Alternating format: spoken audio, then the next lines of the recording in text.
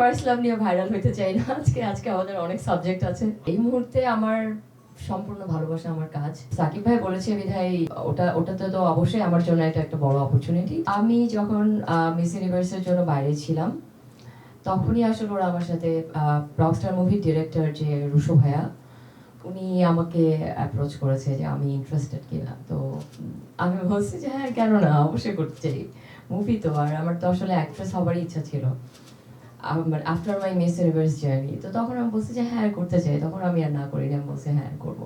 আমি আসলে শুনেছি আমার ক্যারেক্টার কি, আমার স্টোরিটা কি, ওটা শুনবার পরে লাইক সাকিব ভাই বলেছে বিধায় ওটাতে তো অবশ্যই আমার জন্য এটা একটা বড় অপরচুনিটি। তো তারপরে আমি ফার্স্টে আমি শুনছি স্টোরিটা কি, আমার ক্যারেক্টারটা কি।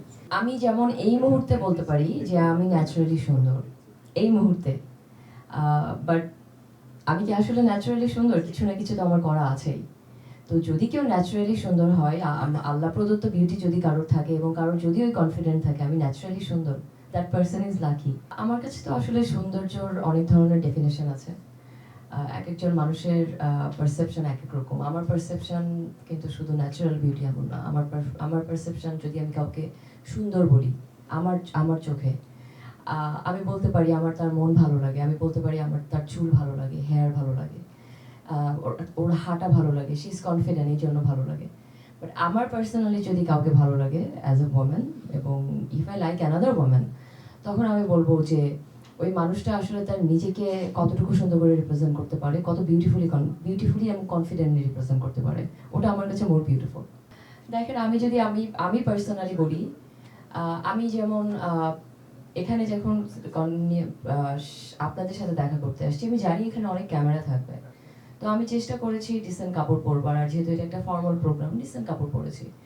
এখন আমি যদি মনে করি যে না আমি বিচ ওয়্যার পরবো, এখন আমি বিচে গিয়ে তো এমন স্যুট প্যান্ট পরে ঘুরতে পারবো না। তো ওখানে আমি হয়তো বা বিকিনি পরবো, বা আমার কাছে যেটা ভালো লাগে এমন কিছু পরবো যেটা বিচের সাথে যায়, যেটা যেটা পরে আমার ভালো ফিল হবে, হালকা ফিল হবে।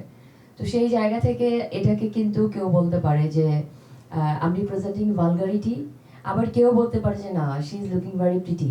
তো এটা আসলে আমার কাছে মনে হয় এটা মানুষের মাইন্ডসেট, যে তাকে দেখতে ভালগার লাগছে, তাকে দেখতে খারাপ লাগছে। তো এটা আমার কাছে মনে হয় না যে একজন মানুষের কাপড় দিয়ে তার ক্যারেক্টারের ডেফিনেশন করা উচিত। আমি তো আগেও মুভি করেছি বাংলাদেশে, এটা আমার ফার্স্ট মুভি। তো সেই জায়গা থেকে আমি বলবো মডেলিংয়ের উপর আমার সবসময় একটা ভীষণ ভালোবাসা আছে, আর যেটাকে আমি বলবো ফার্স্ট লাভ। কারণ আমি আমার লাইফের অনেক সময় জুড়ে মডেলিং করেছি। তো মডেলিংকে আমি কখনোই না করব না, এটা আমার লাইফের একটা অংশ।